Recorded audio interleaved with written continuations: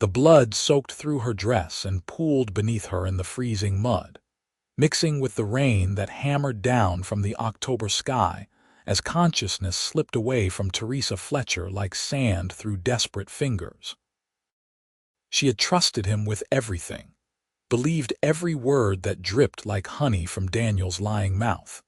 And now she lay dying in the wilderness outside Alamosa, Colorado, while her husband rode away with her family's money and another woman at his side. The year was 1879, and the cold autumn night was claiming her life inch by terrible inch. Her fingers clawed weakly at the earth, trying to find purchase, trying to find the strength to crawl toward the distant lights of town that flickered like dying stars through the downpour. The gash across her temple throbbed with each fading heartbeat where Daniel had struck her with the butt of his revolver. The pain in her ribs suggested at least two were broken from where he had kicked her after she fell. She had loved him once, or thought she had, but that seemed like another lifetime now. Another woman entirely who had stood in a small church in Denver and promised forever to a man who saw her only as a means to an end. The darkness crept in from the edges of her vision, and Teresa wondered if this was how it ended, alone and forgotten in the mud like some discarded thing. She had no family left to mourn her since her parents had died of influenza 2 winters past. Daniel had made sure she had no friends, isolating her slowly and completely in the 8 months since their wedding. Nobody would even know to look for her body.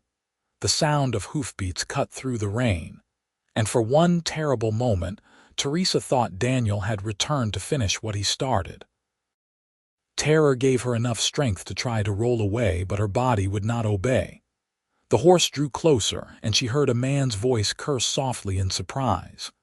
"Jesus Christ," the voice said, rough and low with shock. "Madam, madam, can you hear me?" Strong hands touched her shoulder, turning her gently, and Teresa forced her eyes open to see a face above her in the darkness. Even through the rain and the gathering fog in her mind, she could see the concern etched into his weathered features. He was perhaps 30 years old, with dark hair plastered to his forehead and eyes that seemed genuinely distressed at finding her in such a state.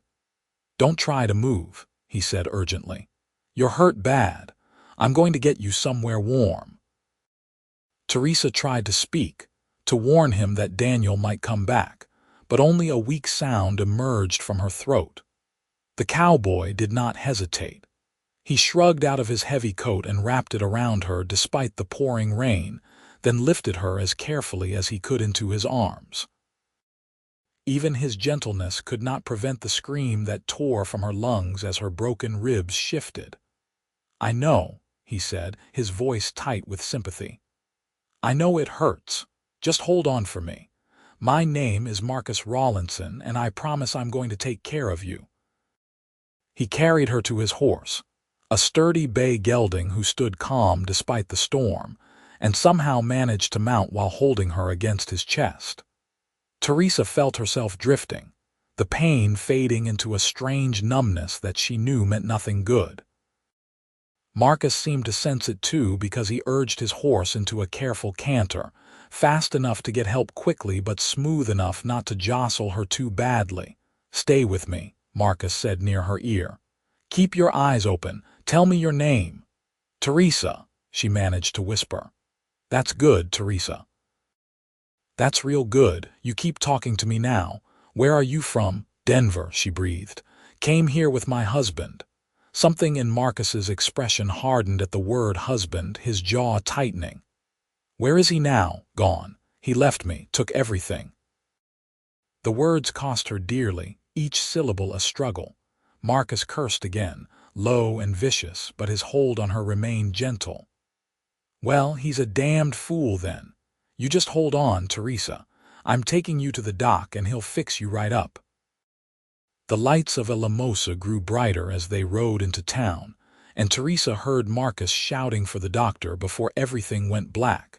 She woke to warmth and the smell of carbolic acid and laudanum. Every part of her body ached, but the sharp agony had faded to something more manageable. Teresa opened her eyes slowly to find herself in a small bedroom with whitewashed walls and simple furnishings. Dawn light filtered through lace curtains, painting everything in shades of gold and pink. "You're awake," a woman's voice said, kind and relieved. An older woman with silver hair and gentle eyes appeared in Teresa's field of vision. "I'm Dr. Hammond's wife, Margaret. You gave us quite a scare, dear. You've been unconscious for nearly 2 days." 2 days. Teresa tried to sit up, but pain lanced through her ribs and she fell back with a gasp. "Easy now," Margaret soothed. "You have broken ribs, a concussion, and you lost a fair amount of blood. The doctor stitched up your head wound, but you need to rest and let yourself heal." "The man who brought me," Teresa said weakly. "Marcus," Margaret smiled. "He's been here every day checking on you. He paid for your care himself, wouldn't hear of doing otherwise. He's a good man, that Marcus Rawlinson. Works as a foreman at the Double R Ranch outside town. Never married, keeps to himself mostly, but everyone respects him." Teresa felt something twist in her chest, an emotion she could not quite name. A stranger had saved her life and then paid for her care while her own husband had left her to die. The injustice of it, the sheer wrongness, made tears slip down her cheeks. Margaret took her hand gently. "The marshal knows what happened. Marcus told him everything you said and he's looking into it, but for now you need to focus on getting well." Over the next week, Teresa slowly regained her strength.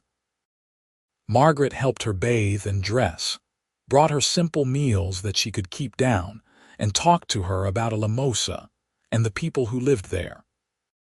Teresa learned that the town had been established just a few years earlier in 1878 as a railroad hub, that it sat in the San Luis Valley surrounded by mountains, and that while it could be rough like any frontier town, it had good people trying to build something lasting.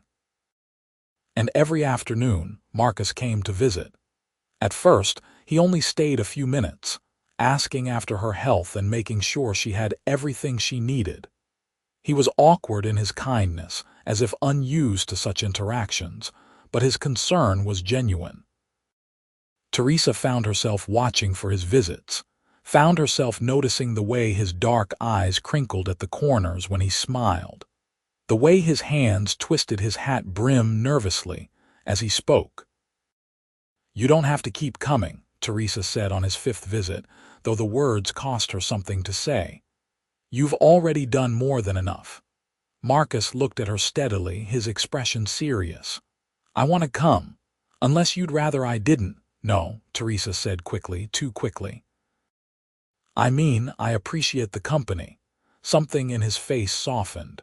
"Then I'll keep coming if that's all right with you." As another week passed and Teresa grew stronger, their conversations deepened. Marcus told her about his life, how he had come west from Missouri after his parents died of cholera when he was 16, how he had worked his way up from stable hand to foreman through hard work and determination. He spoke of his love for the land, for the mountains that surrounded the valley, for the simple satisfaction of a job well done. Teresa found herself telling him things she had never told anyone, about her lonely childhood as an only child, about her parents' loving but suffocating protection, about her loneliness after they died. She spoke haltingly about Daniel, about how he had seemed so charming and attentive during their courtship, how he had changed after the wedding.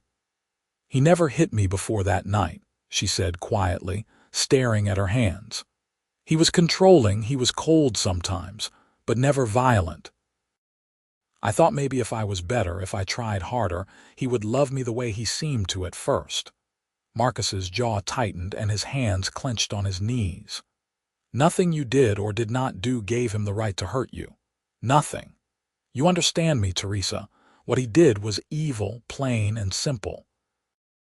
The fierceness in his voice startled her, but it also warmed something inside her that had been cold for a very long time. "I know that now," she said softly. "I think maybe I knew it then too, but I did not want to admit I had made such a terrible mistake. You trusted someone. That's not a mistake. That's being human. He's the one who betrayed that trust."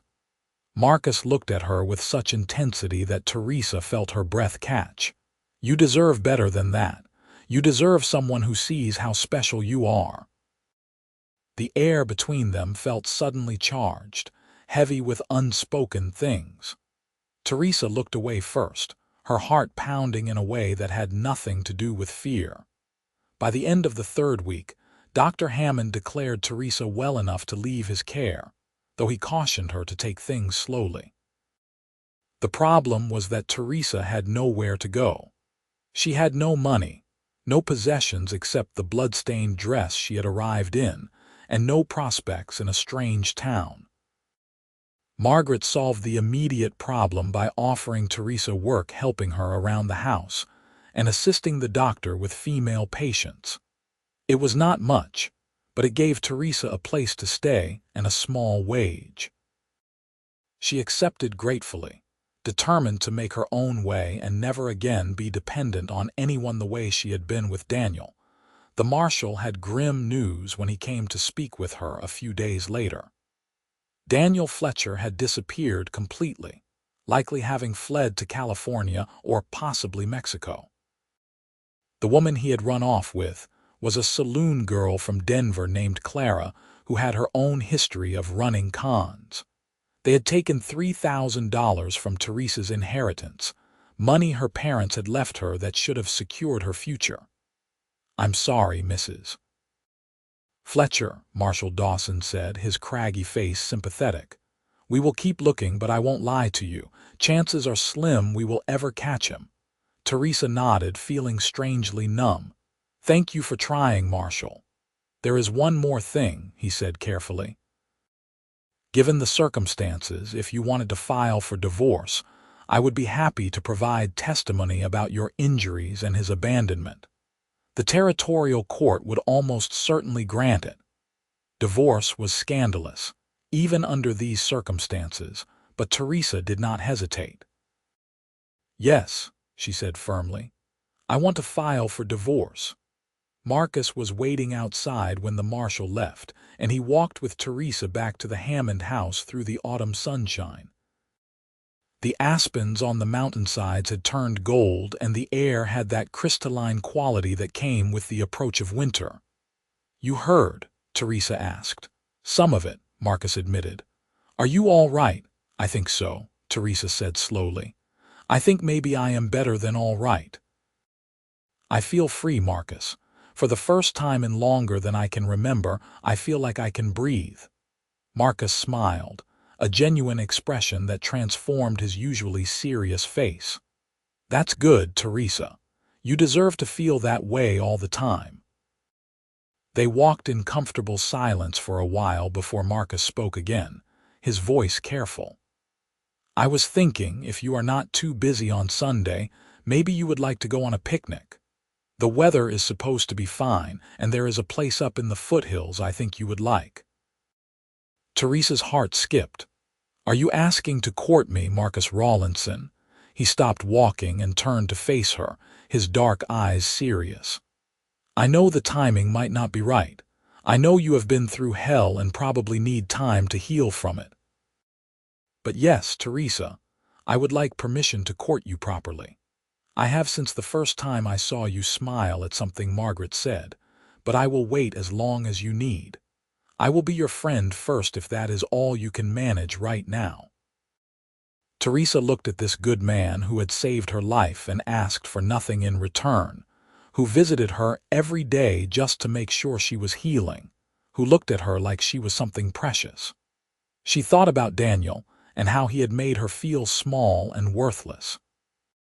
She thought about trust and whether she could ever give it again, but when she looked at Marcus, she did not feel afraid.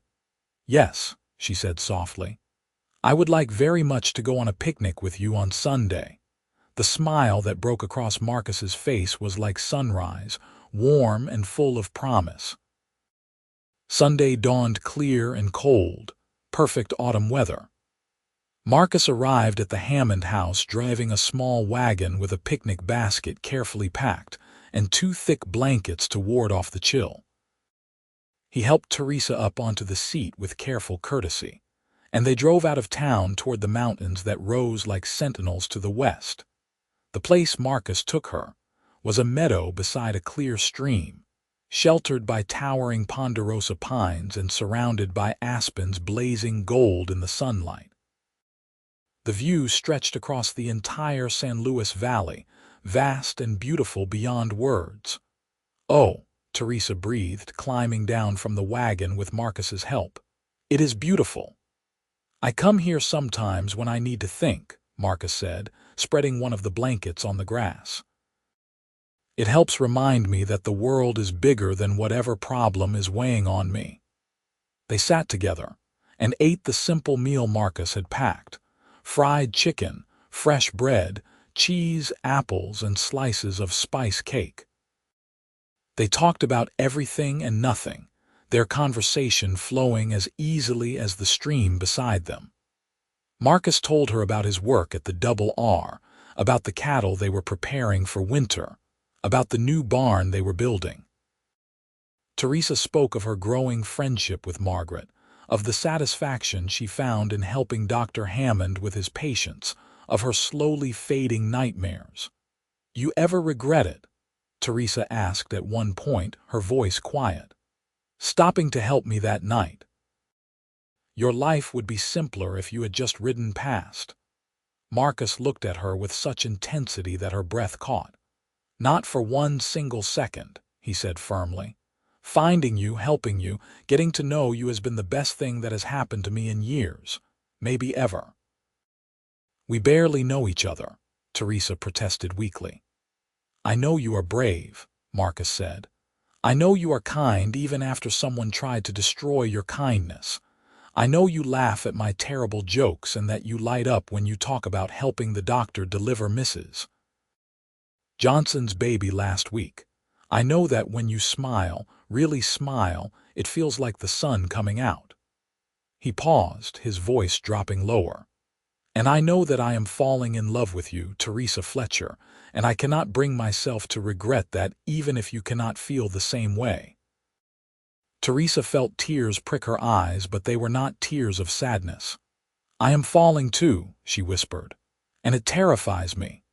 Marcus reached out slowly, giving her time to pull away, and took her hand in his. His palm was calloused and warm, his grip gentle but steady. "We will take it slow," he promised. "As slow as you need. I am not going anywhere." They sat together as the sun tracked across the sky, hands clasped, talking and laughing and falling deeper into something that felt like hope. Over the following months, Marcus courted Teresa with patient determination. He took her on walks through town, to church socials, to barn dances where he held her carefully and made her laugh with his stories. He brought her small gifts: a hair ribbon in blue silk, a book of poetry, a smooth river stone he said matched her eyes. He never pushed for more than she was ready to give, content to simply be in her presence.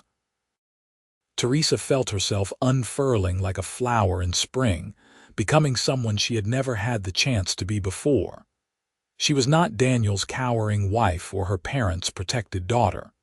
She was simply Teresa, a woman learning her own strength and her own heart. Winter came to the San Luis Valley in a rush of snow and wind, transforming Alamosa into a white wonderland. Teresa's divorce was finalized in December, a quiet legal proceeding that severed the last tie to her old life. She walked out of the courthouse with Marcus beside her and felt a weight lift from her shoulders. "It is over," she said, breathing in the cold air. "Really over." Marcus squeezed her hand. "Now it can really begin." He kissed her for the first time that evening, standing on the porch of the Hammond house with snow falling soft around them. It was gentle and sweet, and everything a first kiss should be. And when they broke apart, Teresa found herself smiling so wide her cheeks hurt. "I love you," she said, the words coming easily now. "I love you, Marcus Rawlinson." "I love you too," Marcus replied, his voice rough with emotion. "So much it scares me sometimes." "Good," Teresa said, reaching up to kiss him again. "We can be scared together." As winter deepened, their relationship deepened with it. Marcus introduced Teresa to his friends at the Double R hardworking cowboys, who treated her with rough courtesy and obvious approval of their foreman's choice. The ranch owner, Richard Reynolds, was a gruff man in his 60s who looked at Teresa shrewdly and told Marcus he had good taste. "You thinking about making this permanent?" Richard asked Marcus one day in Teresa's hearing. Marcus glanced at Teresa, his expression hopeful and uncertain. "If she will have me, yes, sir." "Well, do not wait too long," Richard advised. "Good women do not stay available forever, especially in a place like this where men outnumber women 10 to 1. Marcus proposed on a cold February evening in 1880, kneeling in the snow outside the Hammond house with a simple gold band that had belonged to his mother. His hands shook as he held it out to Teresa, his voice unsteady as he spoke. "I know I do not have much to offer," he said. "Just a foreman's salary and a small house on the ranch. But I promise I will spend every day for the rest of my life making you happy, making you feel loved and safe and cherished. Teresa Fletcher, will you marry me?" Teresa dropped to her knees in the snow beside him, tears streaming down her cheeks. "Yes," she said, laughing and crying at once. "Yes, Marcus, I will marry you." He slipped the ring onto her finger and kissed her deeply, and Teresa felt the last shadow of her past life fade away. This was her future, bright and warm and full of love. They married in April when the valley floor was carpeted with wildflowers, and the air smelled of growing things. It was a simple ceremony in the small church with Margaret and Dr. Hammond standing as witnesses, along with Marcus's friends from the ranch. Teresa wore a new dress in pale blue that Margaret had helped her sew, and she carried a bouquet of columbines and Indian paintbrush. When the preacher pronounced them husband and wife, Marcus kissed her with such tenderness that Teresa felt tears slip down her cheeks. This was what marriage was supposed to be, she thought. This partnership, this mutual respect and love. This was what she had been searching for without knowing it. The small house Marcus had mentioned was actually a charming 2-room cabin on the Double R property, with a stone fireplace and windows that looked out toward the mountains. Marcus carried Teresa across the threshold and set her down gently in their new home, his eyes shining with happiness. "Welcome home, Mrs. Rawlinson," he said softly. "Home," Teresa repeated, the word feeling right in her mouth. Yes, this is home. Their first year of marriage was everything Teresa had never dared to dream of. Marcus was attentive and loving, treating her as an equal partner in all things. They worked together to make the cabin truly theirs, building furniture and planting a garden.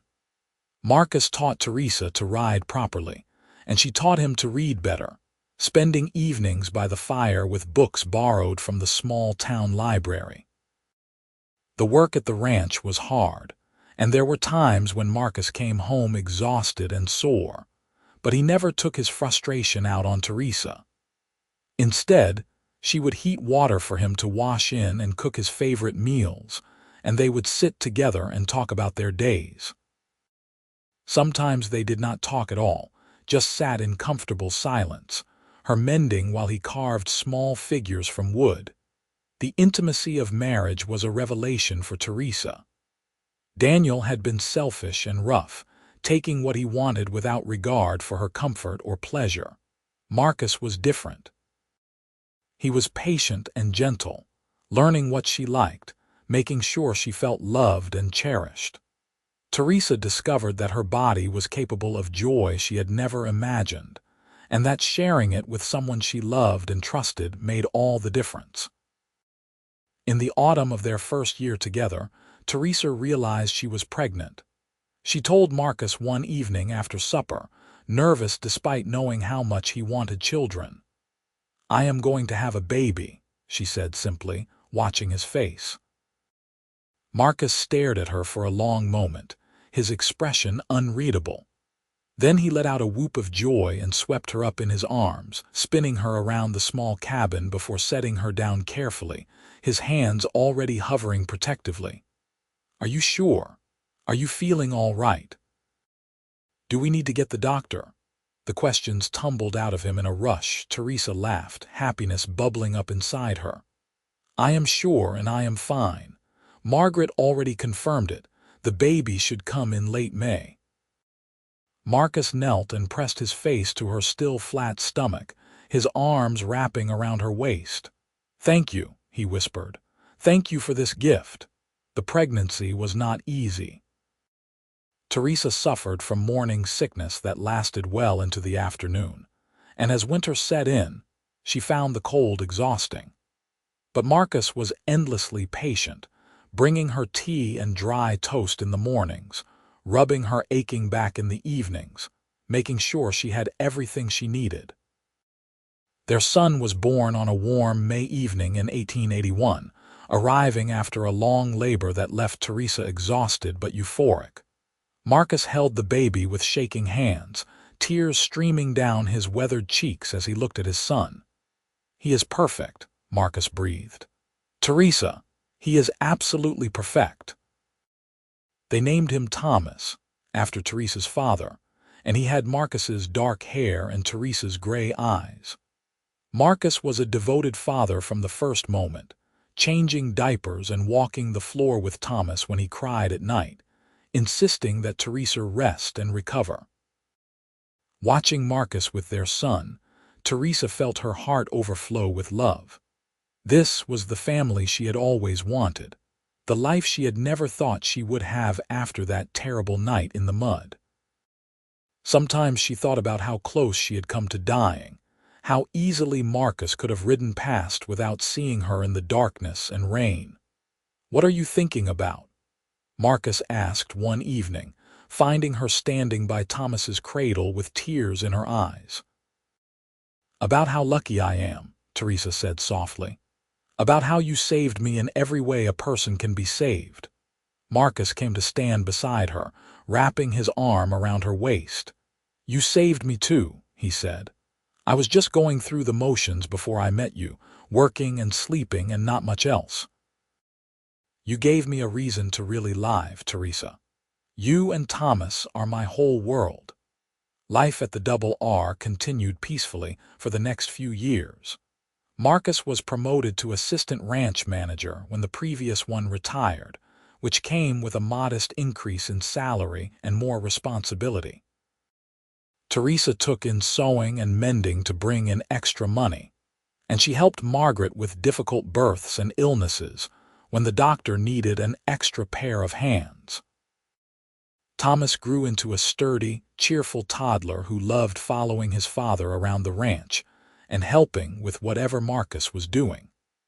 Teresa often found them together in the barn, Thomas chattering away in his limited vocabulary, while Marcus patiently explained what he was doing. In 1883, Teresa gave birth to their second child, a daughter they named Mary. She had Teresa's lighter coloring and Marcus's serious expressions, though she smiled easily when her father made funny faces at her. Thomas was fascinated by his little sister, wanting to help with everything from diaper changes to feeding. The years passed in a rhythm of seasons and growing children. Thomas started school in town, riding in with Marcus several mornings a week, and staying with Margaret on the days Marcus could not bring him. Mary grew into a lively little girl who loved flowers and animals and following her mother around asking endless questions. In 1886, Richard Reynolds died peacefully in his sleep at the age of 72. His children, who had moved east years before and showed no interest in ranching, decided to sell the Double R. Marcus and Teresa lay awake at night discussing what this might mean for their future, worried that a new owner might not keep Marcus on or might not provide housing for the family. Their fears proved groundless when Marcus's years of dedicated service and skill were recognized by the new owner, a wealthy cattleman from Texas named James Howard. James had heard of Marcus's reputation and specifically wanted him to stay on as ranch manager with a significant increase in salary. Moreover, he offered to let the Rawlinson family continue living in their cabin rent-free as part of Marcus's compensation. "This is incredible," Teresa said, reading the contract James had drawn up. "Marcus, this is more than we dared to hope for." "We have been blessed," Marcus agreed, his voice humble. "More than I ever expected when I was a 16-year-old kid with nothing but the clothes on my back." With the increased income, they were able to expand their cabin, adding 2 proper bedrooms so the children did not have to share a small loft space. Marcus built furniture himself, crafting beds and a larger table with skill born of years of practice. Teresa made curtains and quilts, turning their house into a real home. In 1888, their 3rd child was born, another son they named Samuel. He was a quiet baby who rarely cried, content to observe the world with solemn eyes. Thomas, now 7, took his role as big brother seriously, helping to watch Samuel while Mary, at 5, sang him songs and brought him her dolls to look at. Teresa sometimes reflected on how full her life had become, how different from that terrible night 9 years before. The scars from Daniel's attack had faded to white lines mostly hidden by her hair, but the emotional scars had taken longer to heal. Even now, she occasionally had nightmares about being left in the mud, about the cold and darkness closing in. But Marcus was always there when she woke gasping and afraid, pulling her into his arms and whispering reassurance until she calmed. "You are safe," he would say. "I am here, and I will always keep you safe." On their 10th wedding anniversary in April of 1890, Marcus surprised Teresa with a picnic at the same meadow where they had gone on their first outing together.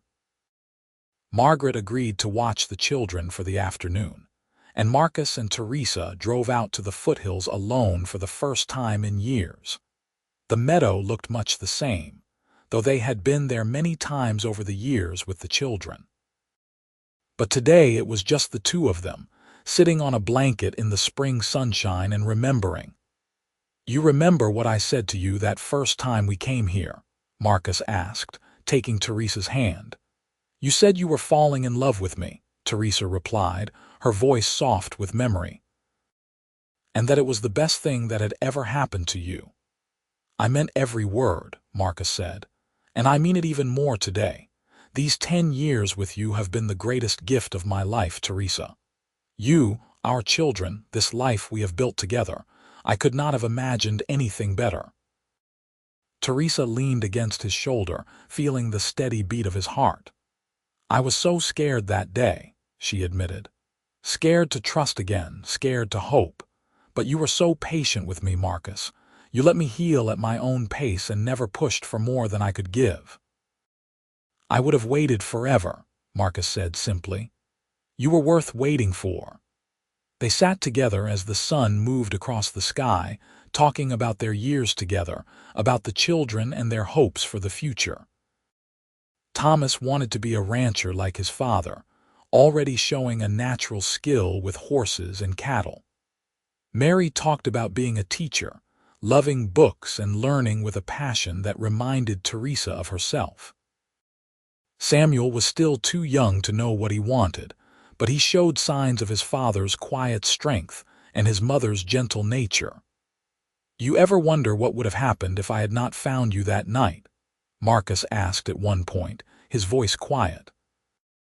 Teresa was silent for a moment, considering. "I try not to," she finally said, "because thinking about it makes me realize how close I came to never having any of this. but in a way, I am grateful for what happened because it brought me to you. Not grateful for Daniel's cruelty, but grateful that somehow, out of the worst night of my life, came the best thing that ever happened to me. Marcus pulled her close, pressing a kiss to her temple. I am grateful too, he said. Grateful I decided to take the shortcut that night instead of the main road. Grateful I saw you in the darkness. Grateful for every single day I have had with you since. As they drove back to the ranch that evening, Teresa felt a deep sense of contentment settle over her. Her life had not turned out anything like she had expected when she was young, but it had turned out so much better. She had a husband who loved and respected her, children who brought her joy every day, and a home filled with warmth and laughter. The years continued to pass peacefully. Thomas grew into a tall, serious young man who worked alongside his father on the ranch, learning everything Marcus could teach him about cattle and horses and the land. Mary excelled in school, her quick mind and love of learning earning her a scholarship to the new teachers' college that had opened in Pueblo. Samuel grew slowly but steadily, showing artistic talent that surprised everyone when he started drawing and painting scenes from ranch life with remarkable skill. In 1895, Marcus and Teresa celebrated their 15th anniversary with a quiet dinner at home, their children ranging from 7 to 14. Thomas announced that James Howard had offered him a permanent position as a ranch hand with the potential to eventually become a foreman himself. Mary shared her acceptance letter to the teaching college, her eyes shining with excitement. Samuel showed them his latest painting, a stunning landscape of the valley at sunset. We raised good children, Marcus said later that night as they lay in bed. We did, Teresa agreed. They are kind and hardworking and full of dreams. I could not be prouder of them.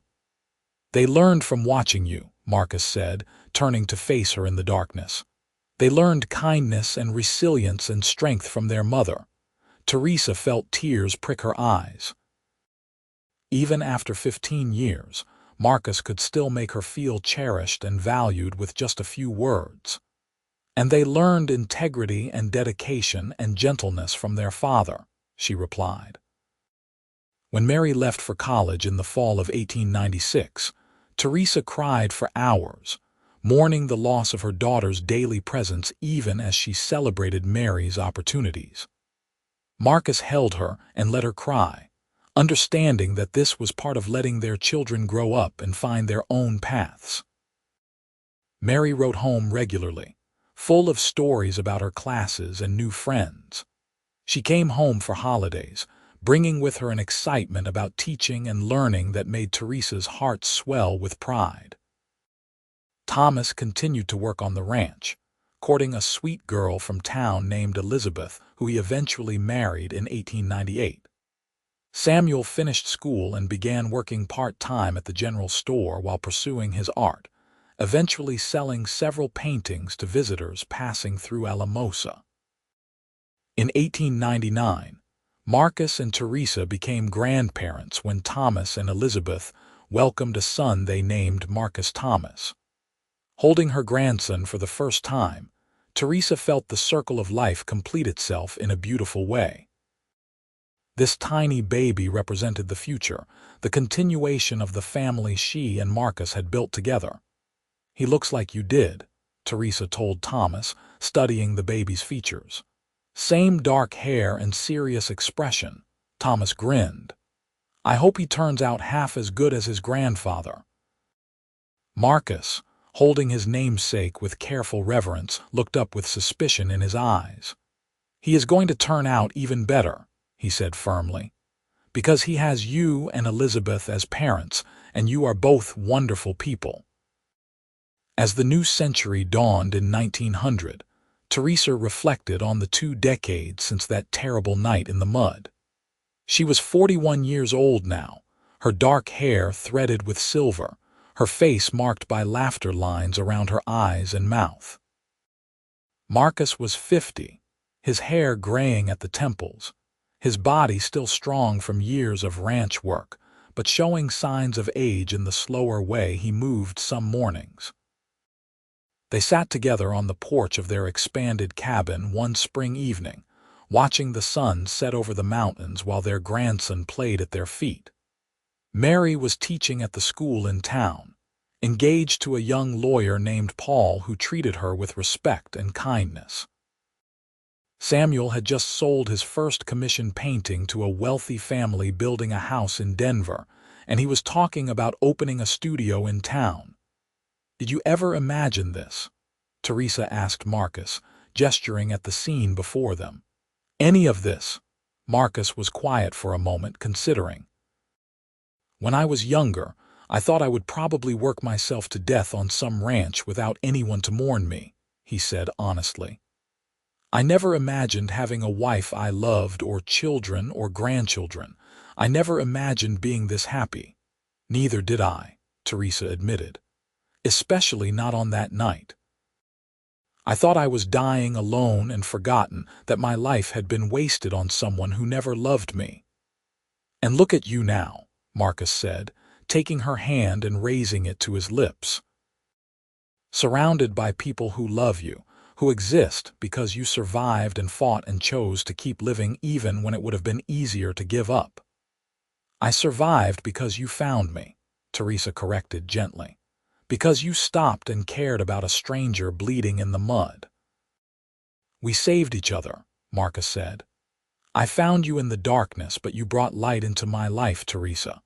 You gave me purpose and love and a reason to be better than I was. We saved each other." Teresa leaned against her husband's shoulder, feeling the solid warmth of him, and knew he was right. They had saved each other, two broken people who found wholeness together. Her first marriage had nearly destroyed her, but this partnership with Marcus, had rebuilt her into someone stronger and happier than she had ever been before. The years ahead would bring more changes and more joys. Mary would marry and have children of her own. Samuel would become a respected artist whose paintings of the San Luis Valley would hang in galleries throughout Colorado and beyond. Thomas would eventually take over as ranch manager when Marcus retired, continuing his father's legacy of skill and integrity. There would be more grandchildren, and eventually great-grandchildren, a whole family tree growing from the love that had blossomed in the aftermath of tragedy.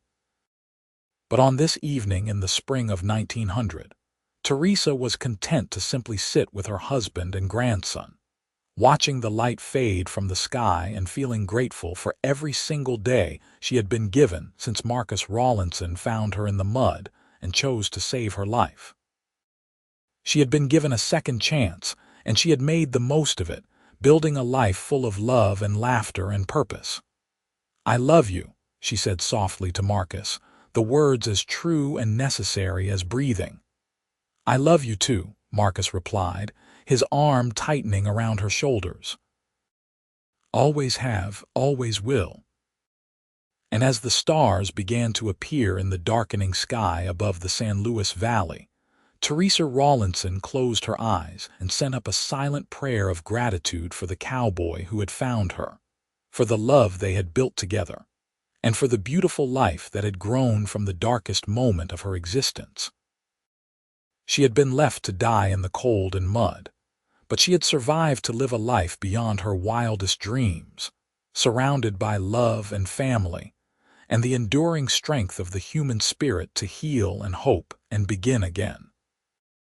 The future stretched before them, uncertain but bright, and Teresa faced it with the same courage she had shown on that terrible night 21 years before, when she had refused to let go, refused to give up, and had been rewarded with everything she had never dared to dream of wanting.